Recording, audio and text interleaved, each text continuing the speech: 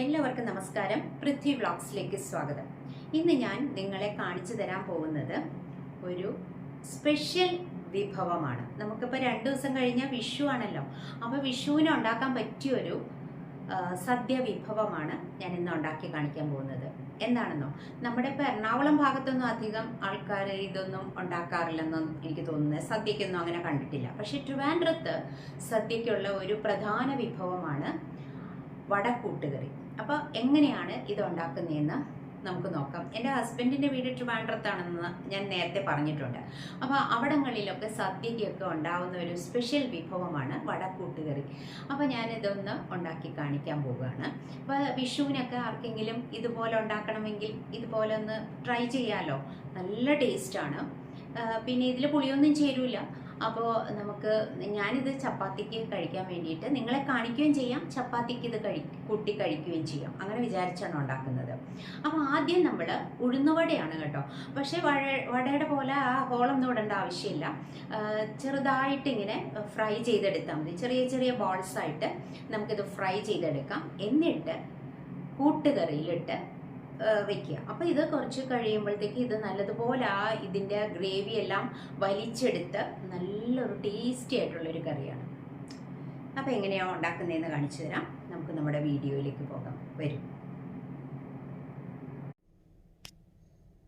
ഇവിടെ നമ്മൾ 1/4 കപ്പോളം കഷ്ടിച്ചേ ഞാൻ എടുത്തിട്ടുള്ളൂ ഉഴുന്ന്.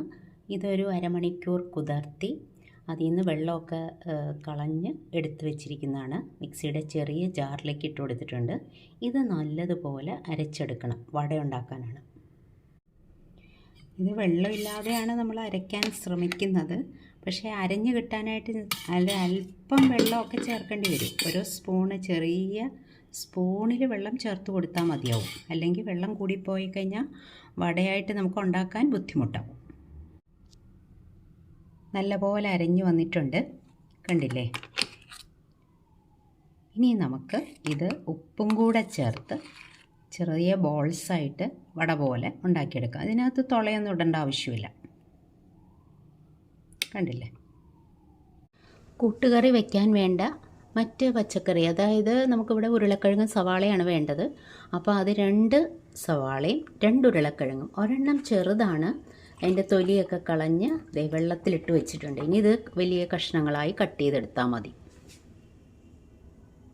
ഇനി നമുക്ക് തേങ്ങാപ്പാൽ പിഴിഞ്ഞ് റെഡിയാക്കി വെക്കണം. ഞാനിവിടെ ഒരല്പം ചൂടുവെള്ളം ചേർത്ത് പിഴിഞ്ഞെടുക്കാൻ പോവുകയാണ്.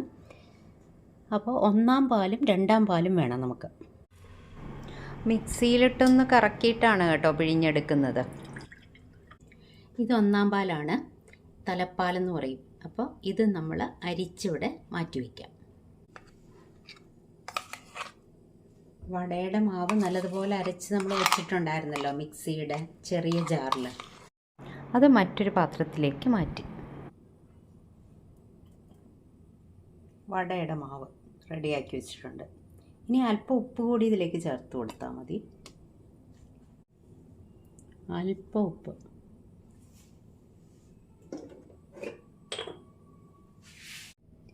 രണ്ടാം പാലാണിത്. ഇതിവിടെ റെഡിയാക്കി വെച്ചിട്ടുണ്ട്.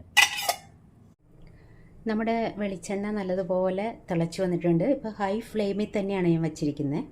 ഇനിയും വട ഇത് നമുക്കിപ്പം റൗണ്ട് ഷേപ്പിലോ അങ്ങനെയൊന്നും വേണമെന്നില്ല. കുറേശ്ശെ അങ്ങോട്ട് ഇട്ടാൽ മതി. ഷേപ്പൊന്നും നോക്കേണ്ട ആവശ്യമില്ല.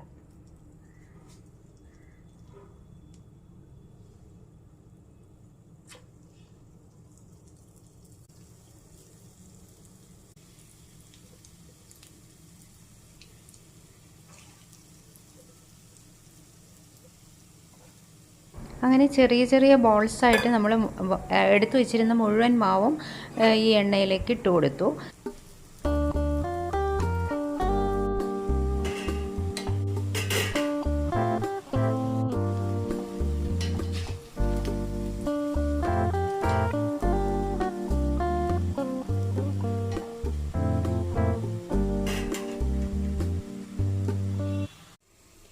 ഈ സമയം കൊണ്ട് നമുക്ക് ഉരുളക്കിഴങ്ങൊക്കെ കട്ട് ചെയ്തെടുക്കാം.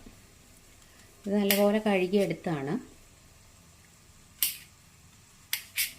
കുറച്ച് വലിയ കഷ്ണങ്ങളായിട്ട് തന്നെ നമുക്ക് കട്ട് ചെയ്തെടുക്കാം.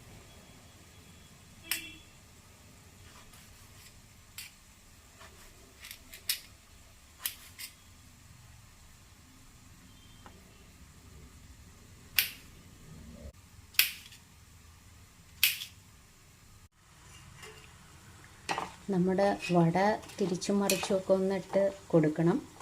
നല്ല പോലെ ഉള്ളു വെന്ത് കിട്ടണം. അതുകൊണ്ട് ലോ ഫ്ലെയിമിലേക്ക് ആക്കി, ഹൈ ഫ്ലെയിമിൽ നിന്ന് ഞാൻ ലോ ഫ്ലെയിമിലേക്ക് ആക്കി വെച്ചിട്ടുണ്ട്.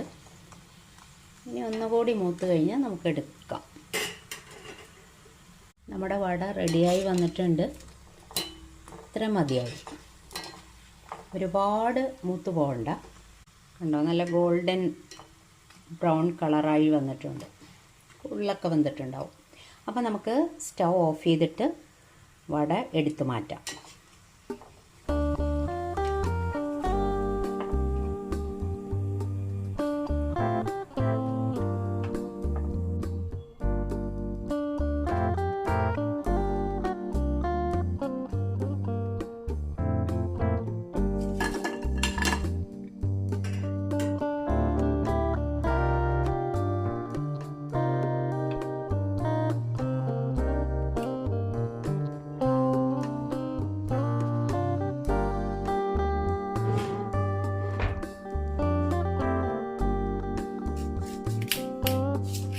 ഇനി നമുക്ക് സവാള കട്ട് ചെയ്തെടുക്കാം. അതും കുറച്ച് വലിയ കഷ്ണങ്ങളായിട്ട് തന്നെ നമുക്ക് കട്ട് ചെയ്തെടുക്കാം.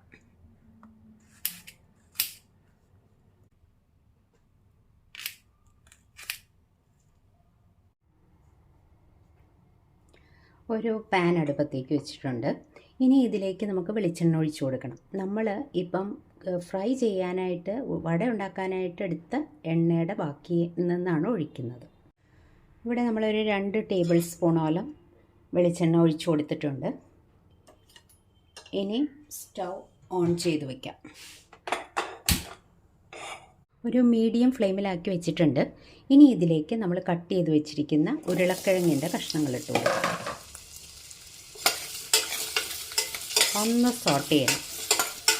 കാരണം വെളിച്ചെണ്ണയിലൊന്ന് സോട്ട് ചെയ്ത് കഴിയുമ്പോൾ അതിൻ്റെ ആ ടെക്സ്ചറൊക്കെ നല്ല ഇതായിട്ട് കിട്ടും നമുക്ക്. ഇനി നമ്മൾക്ക് ഇതിലേക്ക് നമ്മൾ തയ്യാറാക്കി വെച്ചിരുന്ന സവാള കട്ട് ചെയ്തത് ഇട്ട് കൊടുക്കണം. ഇളക്കി കൊടുക്കണം.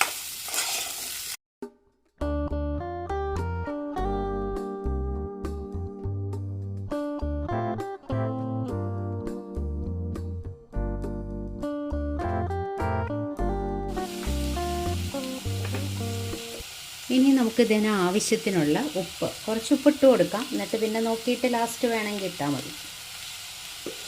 ഉപ്പ് കൂടിപ്പോയ പ്രശ്നമല്ല.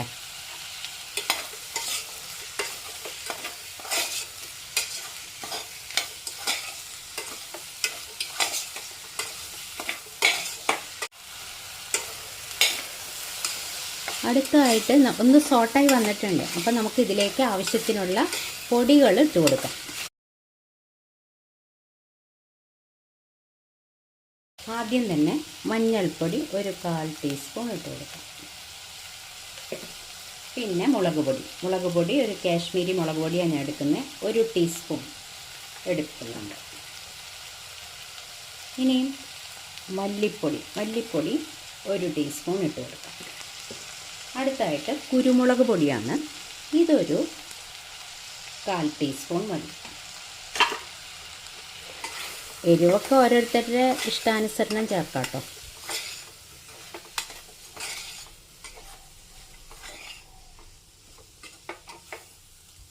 ഇനി നമുക്ക് ഇതിലേക്ക് തേങ്ങാപ്പാൽ, നമ്മൾ തയ്യാറാക്കി വെച്ചിരുന്ന തേങ്ങാപ്പാലുണ്ടല്ലോ, 2ാം പാൽ, അത് ഇതിലേക്ക് ഒഴിച്ചു കൊടുക്കാം.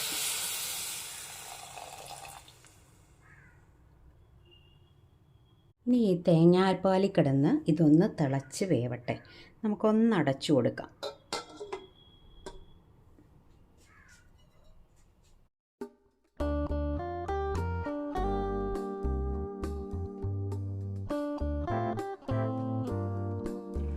തിളച്ച് വരുന്നുണ്ട്. ഞാനിതിൽ വടയിൽ ഇഞ്ചിയും പച്ചമുളകും ചേർത്തില്ലായിരുന്നു. അതുകൊണ്ട് ഞാൻ ഇതിലേക്ക്, നമ്മുടെ കറിയിലേക്കാണ് ഞാൻ അരിഞ്ഞിടുന്നത്. കുറച്ച് ഇഞ്ചിയും ഒരൽപ്പം മതി, ഒരു ചെറിയ പച്ചമുളകും. വടയിൽ ഞാൻ ഉപ്പ് മാത്രമേ ചേർത്തിട്ടുള്ളൂ. ലോ ഫ്ലെയിമിലാണ് വെച്ചിരിക്കുന്നത്. നല്ലതുപോലെ ഈ ഉരുളക്കിഴങ്ങും സവാളയും നല്ലതുപോലെ വെന്ത് കിട്ടണം. അതിന് വേണ്ടിയിട്ട് നല്ലപോലെ തിളച്ച് വന്നിട്ടുണ്ട്. നമ്മൾ കഷ്ണങ്ങൾ ഒക്കെ നന്നായിട്ട് വെന്തിട്ടുമുണ്ട്. ഉരുളക്കിഴങ്ങൊക്കെ ആണെങ്കിലും നല്ലപോലെ വെന്തിട്ടുണ്ട്. നല്ല ചൂടാണ്, കണ്ടോ, നല്ലപോലെ വെന്തിട്ടുണ്ട്. ഇനി നമുക്കിതിലേക്ക് ആഡ് ചെയ്യാനുള്ളത് 1 പാലാണ്. പിന്നെ നമ്മൾ കുറച്ച് ഗരം മസാലയും കൂടി ചേർക്കണം. അത്രയും മാത്രമേ ഉള്ളൂ. ഇനി നമുക്ക് 1 പാൽ ചേർത്ത് കൊടുക്കാം. 1/2 കപ്പോളം 1 പാലുണ്ട്.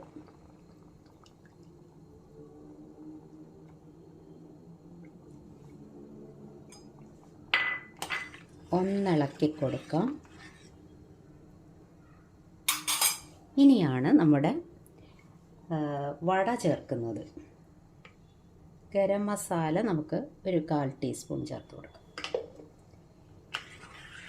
ഒന്നിളക്കി ഇനി നമ്മുടെ വട ഇതിലേക്ക് ഇട്ട് കൊടുക്കാം.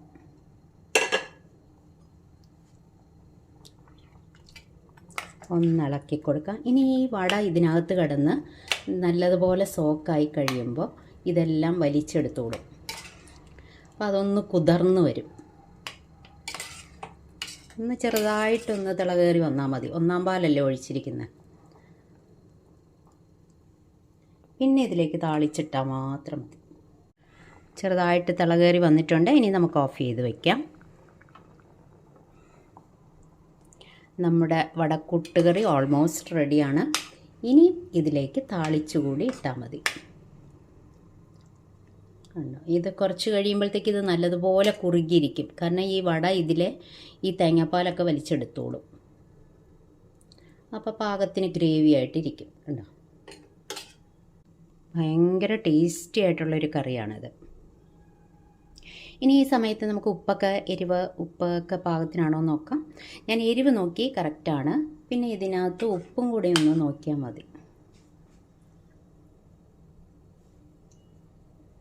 ഉപ്പുണ്ട് പാകത്തിന്. നല്ല ആവശ്യത്തിന് എരിവുമുണ്ട്, ഉപ്പുമുണ്ട്.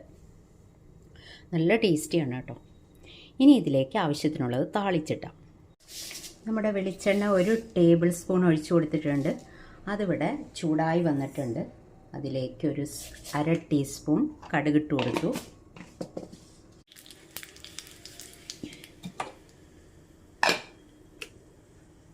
നമ്മുടെ വടക്കൂട്ടുകറിയിലേക്ക് ഒഴിച്ചു കൊടുക്കാം.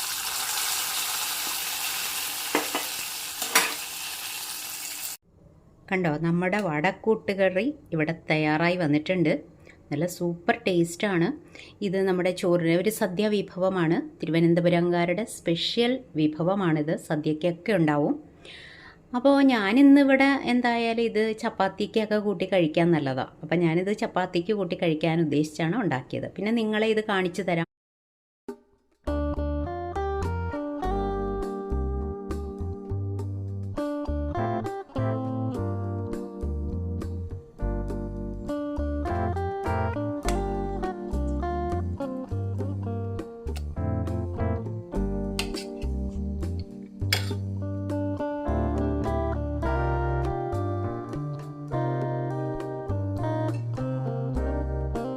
എൻ്റെ വടക്കൂട്ടുകറി നിങ്ങൾക്ക് ഇഷ്ടപ്പെട്ടോ? എങ്കിൽ നിങ്ങൾ ഇതുപോലെ തന്നെ ഒന്ന് ഉണ്ടാക്കി നോക്കൂ കേട്ടോ. അതുപോലെ വീഡിയോ ഇഷ്ടപ്പെട്ടെങ്കിൽ ഒരു ലൈക്കും ഷെയറും കമൻറ്റും ഒക്കെ തന്നേക്കൂ. അടുത്തൊരു വീഡിയോയിൽ നമുക്ക് വീണ്ടും കാണാം. അതിനു മുൻപായിട്ടൊരു കാര്യം പറഞ്ഞോട്ടെ, വീഡിയോ സ്കിപ്പ് ചെയ്യാതെ കാണണം. പിന്നെ 2 ദിവസം കഴിഞ്ഞാൽ വിഷുവാണ്. എല്ലാവർക്കും എൻ്റെയും പൃഥ്വി വ്ളോഗ്സിൻ്റെയും ഹൃദയം നിറഞ്ഞ വിഷു ആശംസകൾ. Thank you. ബൈ.